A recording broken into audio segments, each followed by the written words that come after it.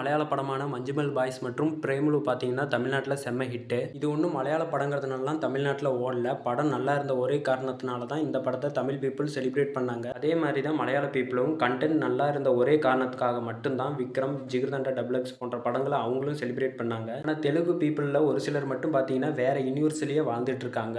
அவங்கள பொறுத்தவரைக்கும் சினிமாங்கிறது ஒரு பிசினஸ். அதாவது தெலுங்கு பீப்பிள் என்ன சொல்றாங்கன்னா, நாங்க உங்களுடைய டாடா, பார்க்கிங், விக்ரம் போன்ற படங்கள நாங்க ஆந்திராவுல செலிப்ரேட் பண்றோம்ல. அதேமாரி நன்றி கடனுக்காக நீங்களும் எங்களுடைய சலார், கல்கி போன்ற படங்கள செலிப்ரேட் பண்ணுங்க அப்படின்னு அவங்க சொல்றாங்க. அதாவது அவங்க என்ன சொல்றாங்கன்னா, இஃப் கல்கி fail to collect from Tamil Nadu then I will not watch Indian 2 அப்படின்னு அவங்க சொல்றாங்க. இவங்கலாம் என்ன சொல்றதுன்னே தெரியல. நாம ஒரு நல்ல படத்த கொடுத்தோம். அதனால அவங்க அத செலிப்ரேட் பண்ணாங்க. அதே அவங்க ஒரு மொக்க படத்த குடுப்பாங்களாம். அதையும் நாம செலிப்ரேட் பண்ணணுமா?